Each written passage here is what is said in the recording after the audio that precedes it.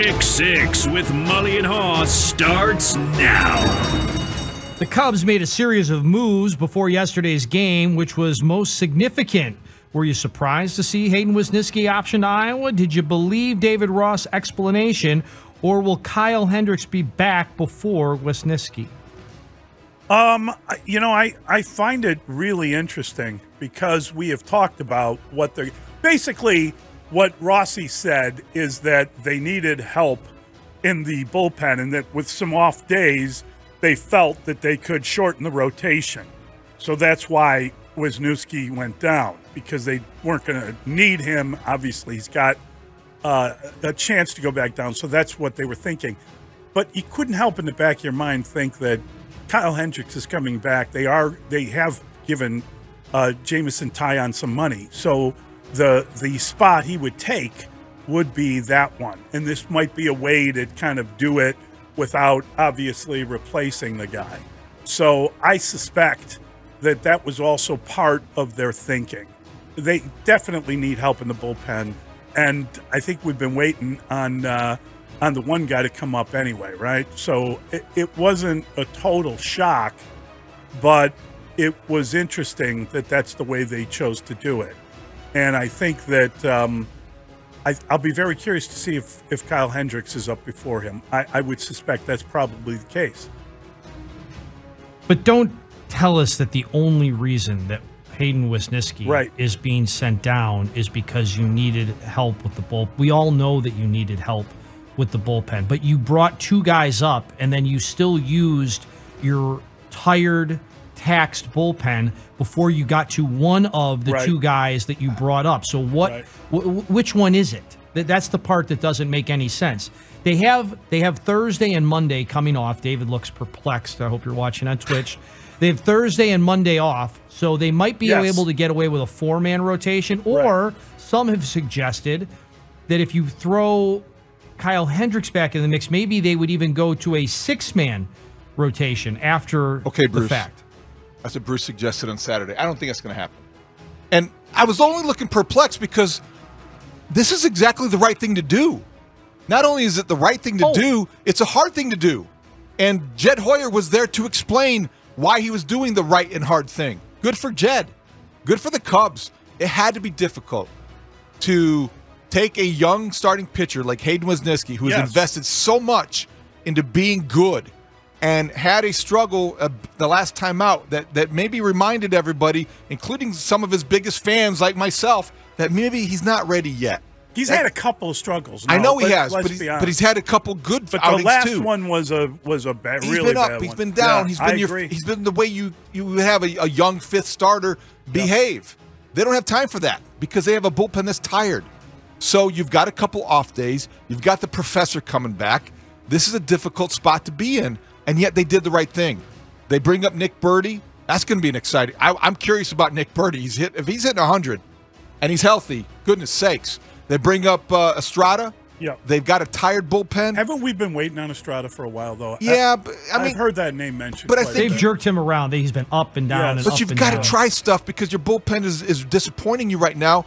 And the easiest thing would have been to do nothing and say, okay, Hayden, you're going to stay up here and they're going to waste away, basically. Go down to Iowa, figure it out, get your confidence back. The only difficult thing was, did they say in the marquee broadcast, were his parents in Houston?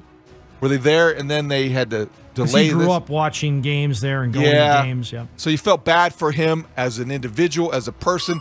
That's the tough part. But they did the tough thing and they did the right thing. It's a great question.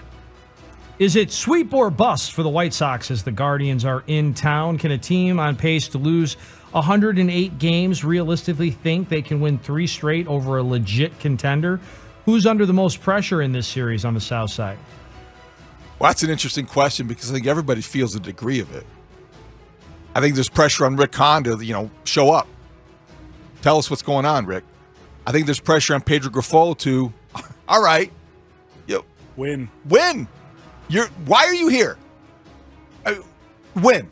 Do something. Make an impact. Try hard. There's pressure tonight on Lynn because I don't know what he's got left. And I think that his first 8 starts I think if they're 8 starts, his ERA is where Dallas Keuchel's was, and they DFA'd him last year at the same stage of his career. I want to see Lance Lynn take a step. There's pressure that's enormous on every White Sox player, coach, executive. I don't think they can sweep the Guardians. Now, I just don't think that that's realistic to expect. I think it's interesting to consider just in the context of what the Cardinals did last week after being written off. We talked to Bernie Miklasz. My goodness, nobody in St. Louis expected what they did after in the Cubs series. They go to Boston and sweep, and then they win 18-1 last night. Wilson Contreras is back behind the plate. Goodness, can the White Sox have a Cardinal-like bounce? I doubt it, but you can hope that they can, but I think that it's just hope. It's not really based on anything. So pressure's on everybody, and I don't think they can sweep. This whole Cardinal way stuff, forget about it. It's gone. It's over. Thank you, Bernie. I think the pressure is on Lance Lynn. He was brought here for a reason.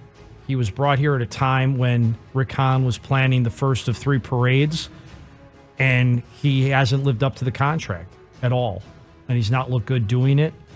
So I think he's under the most pressure because he's getting the ball tonight, and they're playing a team, as it's pointed out in the question, is a legit contender. So it's one at a time. And then Dylan Cease is asked to move up a day because they want their best pitcher to pitch against the team that they're more concerned about, and that's the Guardians and not the Royals. So they flip spots. So Kopech goes against the Royals, Cease goes against the Guardians. But I think it all starts tonight. I think the most pressure... David, you're right, everybody, but it says who.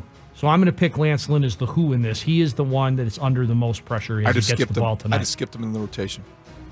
Yeah, I honestly believe that it's an interesting idea with the Cardinals because I think the Cardinals, despite catching fire, are still 3.5, 4 games behind the Cubs, right? Aren't they still pretty garbage in terms of their record? So the Sox would need to win 7 out of 10, and then they'd realize that they're still going nowhere fast. Garbagey? And that's, well, I mean, I'm not... Is that a word? I mean, they're not in a hole.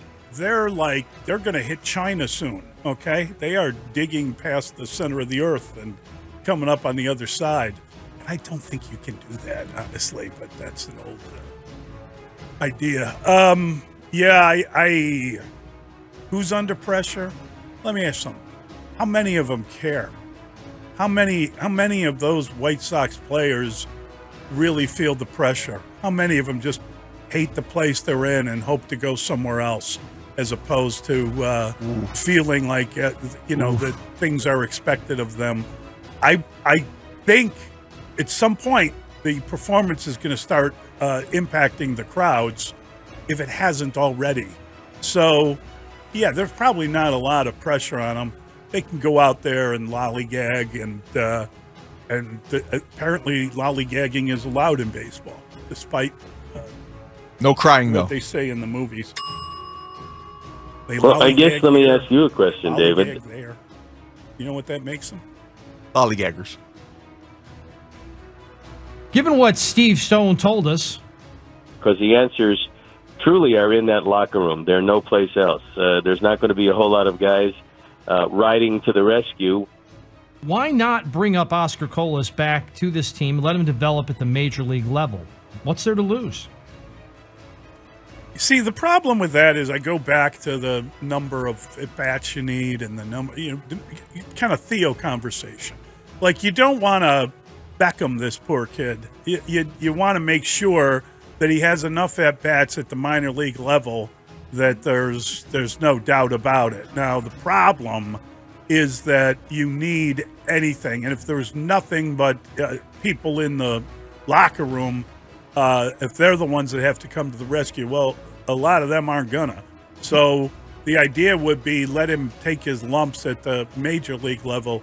He's hitting pretty well. He's a pretty good 4A player right now, right? Isn't that what you kind of call a guy that is doing well in AAA after failing in the big leagues? I am betwixt and between on this one. I think that they operated as if he was going to be the right fielder, and then they went, uh-oh, and they decided, well, he probably needs more time. So that you don't want to ruin the guy, but I mean, they got to get something, right? Don't they need help? Just for clarification, did you use Beckham as a verb, and could you define it? Yeah, well, I think, as Ozzie said at the time, if we need Beckham, we're in trouble. Bacon, we're in trouble. And they brought him up anyway, and maybe he needed more time in the minor leagues. I'd love to ask him that question. You'll have that chance tomorrow. Is Gordon on tomorrow? We can ask Ozzie about it. Oh, okay, yeah. Sheets have been playing okay, though, in right field. He had a nice defensive catch. No, get him out of here. Mully on Twitch right now. You for saying that. He wants me and Sheets out of here. Get out of here. Mully's giving me the finger. Not that finger, but the get out of here finger. He's giving me the get out of here finger. That's why you got to watch. That's why you got to watch on Twitch. I think you're right. You don't want to ruin the kid. And they've ruined enough kids. He had about 8 at-bats, right, before they brought him up? I mean, it was like a handful of at-bats. I'm talking about in AAA. I don't know that that's the guy that you bring up right now that's going to fix everything. As Steve Sohn said, it's on the guys that are in that clubhouse right now. I think that was a good point, that they need to realize that. Like, Jose Abreu, as an example, is not walking back through that door. Wasn't that Rick Pitino who said, Larry Bird and Kevin McHale aren't walking back through that door, Celtics fans? So this is what we've got to play with right now. This is who they've got. Let's see what happens. And it all starts tonight. Yeah, I don't know that they have many answers anywhere. But Billy Hamilton, is he coming back anytime soon? Whatever happened to him? I thought he was going to save the season. He pulled something. Okay, he's on the IL. Oscar Colas is hitting .413 and 46 at bats in Charlotte. So he is the consummate 4A player. He is the definition of a guy kind of betwixt and between being a serviceable major league outfielder and the minor leagues. I think that if you conclude after this homestand that you're going nowhere fast, you've got to see what you've got in Oscar Colas. What do you have to lose, really? He might end up getting hot. He might end up carrying you for small stretches. We have seen that he started well, and then he kind of ran into problems. He needs to adjust to the adjustments, like a lot of young players, like, Beckham back in the day. There are a lot of examples of guys who have quick starts. The league adjusts to them, and they never adjust back. I don't think that's Oscar Colas. I think that you see some versatility there. I think you see some eagerness. He also is a guy that plays with that verve that you need. He's not a guy that you question whether or not interested. He does. He's engaged. Yes. And I think sometimes that also will matter. If you have a team of guys who are lollygagging around. They seem like lollygagging. Yes, they do. Bring up a guy who's going to set an example, even though he's a young player. So I would ride out this homestand, but I would keep the door open for Oscar Colas to walk back through it. Isn't he like 24? Yeah. I'm just saying, he's not like a kid. Exactly. So bring him back. He's not going to be phased by the shuttle going back and forth. See what you've got. Maybe send a message to him that he needs to be consistent. There's a lot of questions there. Do you like seeing the Bears sign 3 more draft picks, including first-rounder Darnell Wright? Is it a big deal that they've penned 7 of the 10 picks? Well, I don't think it's insignificant. I do think it's removing the doubts from. It's just one less thing to worry about. And when you have your draft class, even though the CBA has made this much easier than it used to be, and even though there has been maybe most of the complexity simplified, it's really nice when you get this done. Because as we know from recent history even, that you can run into problems if you have some, escalator clause or avoidable year or some detail gets in the way that you don't envision getting in the way. What I like about this is that Darnell Wright comes to the Bears, and he was drafted. Why? Number 1, because they have a need at tackle. Number 2, he had a great workout, and Ryan Poles fell in love with it. But number 3, what do they call him? He has this attitude, and he's dirty tough. Did he call him dirty tough? Something like that. This is a guy that has no drama about him. You can't afford drama in a first-round draft pick. And signing a contract on May 15th says that you're not going to be about the drama. It's removed. All you have to worry about now is football. Can he play? And if the answer is yes, then everyone's going to be happy. It's news because if they hadn't signed these guys, we'd be wondering what in the wide world of sports is going on up there. So it is a news item. It's important that they're there ahead of OTAs, which is going to start not too far from now. So that's important that they're there and that they're signed. This has got to make these guys happy, right? They've got a big deposit going into their checking or savings account or splitting it up into both maybe, right? This is a big deal, yes. Because remember Roquan Smith, right? Even though the things were slotted, that was a huge deal that he wasn't around because he was arguing all the way back then. He was arguing about what was going on with the money and the Benjamins for him. So, yes, I think it is a big deal. Others like, oh, it's no big deal. It's all slotted. You know, well, but that doesn't mean they're going to take it. Just because it's there doesn't mean that hasn't always happened. So good for the Bears and good for these guys getting together and getting on the right page, getting on the same page and getting their act together and getting the job at hand, which is protecting Justin Fields and making the Bears an 11-win team this coming season. Yeah, I do think that it's not that big a deal because they're slotted, right? So, you know, the really it's good to get the first pick done because that should have everyone else fall into place and understand that it's slotted, and they should get everybody done. And if someone's holding out for a few extra bucks, the Bears have it. They can figure it out. They'll negotiate that. I don't think it's a big deal. Here's the big deal.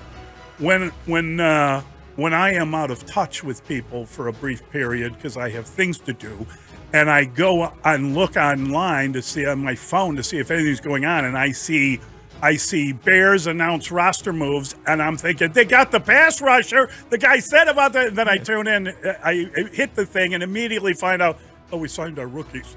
I get like, don't tease me with the pass rusher. Letdown? So that's a letdown to you? That was that's what triggered me. Okay. It has nothing to do. Yeah. I'm glad they got this done. This is stuff, you know, again. It's not a small thing, though. No. It's something you have to get done. But I believe these guys will be on the roster, is my point. I don't believe they're going to have a major issue with anyone because of the slotted salaries. I think a lot of that has been taken away that used to be there about whether a guy was reporting to camp on time and signing and all that stuff. When the guy says he's going to go get a pass rusher, I thought he meant he was like on the phone Monday. You know, you thought he meant Monday. Yes. What are you waiting for, Ryan Poles? And then I saw that they had again. I was out. I had to see some people, and I get in my car, and I'm like, just before I leave, I want to check and see if there's any sports news. Yep. And it's like, oh, they did it. Who did they get? Oh, damn it! I get it. Yeah, I think it's a good question. Have you recovered yet from Sean Devaney telling us there are people in the Bulls front office that want to run it back and wait for Lonzo Ball to return, and there are other people that want to make changes? What camp are you in? Oh, goodness gracious. I mean, that was, you want to talk about a trigger effect. Hearing that was like, what? I mean, there's people that think you should just keep doing the same thing over and over again? What I mean, I'm going to slam my head in a car door. Oh, damn it, that hurt. Oh, I'll do it again, and I'll do it one more time. How many of these can I take? What is that idea? Masochism. That's insane. That's what it is. Lonzo Ball, you gotta just get on a city bus going in any direction and run from that guy. Okay, doesn't matter where. Just hey, is that? Well, wait a minute. That's the one. I don't care. Get on it. Just run away. You cannot go through waiting for Lonzo. Have we not been doing that since they signed Lonzo for the most part? No offense to anyone. I'm not sure he's ever playing again. Why? I mean, is he playing this year? You're really going to wait on that? Get out of that contract. Figure out a way that, well, you know, the guy's unavailable and he hasn't played in 2 years, so maybe we ought to move on. There's got to be something you can do. I mean, pay the man, pay him his money, but maybe the league says, yeah, that shouldn't count against you. You know, clear up some cash, make some moves, change, just do something different. I'm not saying go get 40-year-old Chris Paul. Oh, but, God, but no. Whatever you do something. Don't say that. I never said that. Don't even inject that into the thought process. That's one of the things that's being mentioned. So I will put it in the thought process. I don't think that's the right answer. No. But heroes? Do something. No. But do something. Yeah, do something. I don't think you can sit still and do nothing. That doesn't make any sense at all. Yeah, win the draft lottery. Yes. Win the draft lottery. We'll let Come David on, know. Adam We'll Silver. let David know tomorrow morning what Everyone else and everyone in every other sport knows Chicago needs draft pick. Get that number 1 pick. Freeze the envelope. I wonder if there are teams or a team out there, though, that think they are a DeMar DeRozan away from competing. I just want, if there is. And if that team, what would it take? See, I don't like future stuff for this Bulls team. If you are, here's the other thing. Are you going to pay the air quote big man who doesn't really play like a big man? Are you paying that guy this offseason? Who's you talking about, Vooch? Vooch. Oh, they're definitely going to, I think, pay Vooch if they don't make a big trade. Okay. Well, that's still a big maybe because there are a lot of trade possibilities. All right. Well, as for that, I'm not for running that back. You want him gone? Well, I just. Do you know where their number 1 pick? The problem is, I get it. You're not going to get anybody in free agency that's as good as Vooch overall, but I just don't think he plays his role properly. Okay. So there's a lot there. I think that if you're talking about the trade of DeRozan, the idea that Sean mentioned about the Suns for DeAndre Ayton, I don't know if that makes sense from the Suns' perspective, because if they're a 3-and-D team in theory, and they don't have a coach yet, so maybe they're not, but if they're a 3-and-D team, what are they doing getting the master of the mid-range to join the master of the mid-range in Kevin Durant? I mean, they're going to be great for the YMCA league, but the Suns aren't going to have anybody to space the floor.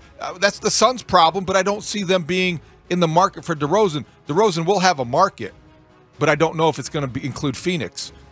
That doesn't mean DeAndre Ayton can't end up here, but we'll wait and see. It's going to be a long off season. As for what he said about Lonzo Ball, I don't know about that information. I love Sean Devaney. I have a lot of respect for him. I can't believe that he introduced that into the offseason plan. The Bulls got to move on here. I mean, this isn't a feasible, realistic strategy to hope that Lonzo Ball comes back. We're not doctors, but we've seen enough of this. You can't count on this to happen. To me, I think that I think the chances are better the Bulls are going to draft Victor Wembanyama than they are get Lonzo Ball back. 1.8%. Yes, 1.8% chance. I heard on, I'm trying to think who it was. It might have been Jay Billis on ESPN. It was somebody like that.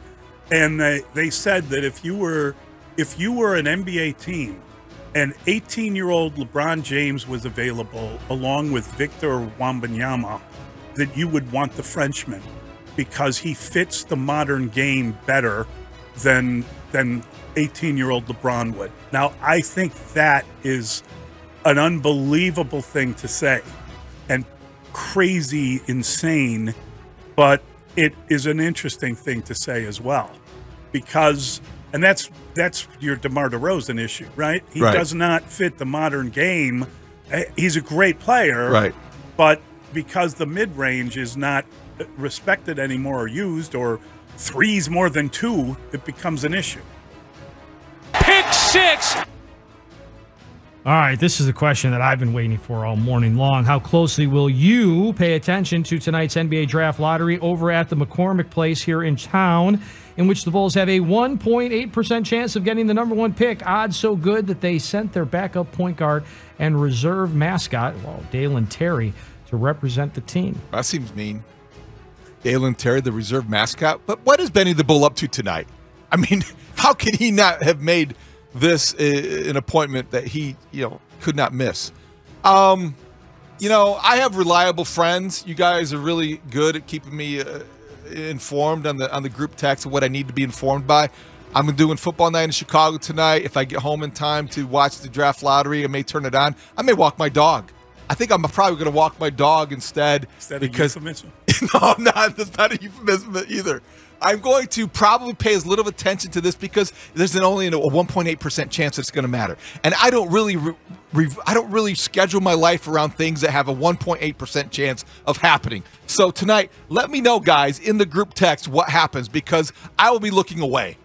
All right, make sure, David, then that you unfollow Casey, Rob Schaefer, Kendall Gill, No, Will I'm not. Purdue, Those are guys that I Chuck respect. Swirsky. Unfollow all of them so that you don't get any updates tonight. I'm not staring at my phone when I'm walking my dog. I'm enjoying nature. I'm enjoying relaxing. I'm enjoying the neighborhood. I'm not looking at my phone. Swersk, oh my gosh. Always a pleasure.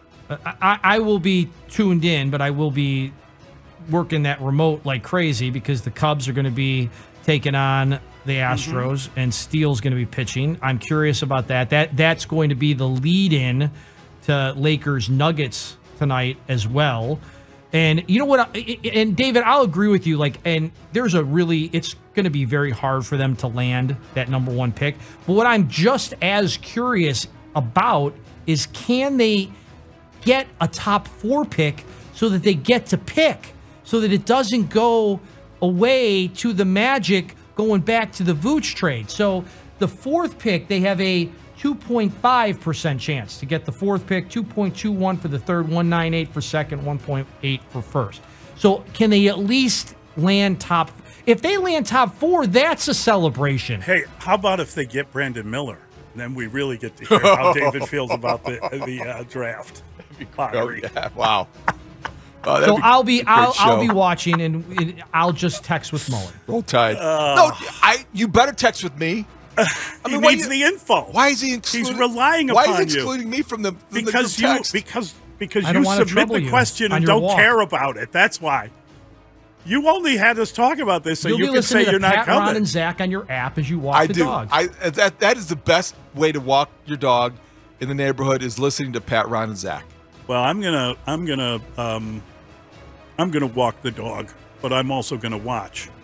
I'm gonna tie the dog up on the porch for a while. I don't have a dog, but I will definitely be watching this. I think it's the kind of thing, like I wanna tape it so I don't get stuck in front of it for too long. I don't like all of but I will be.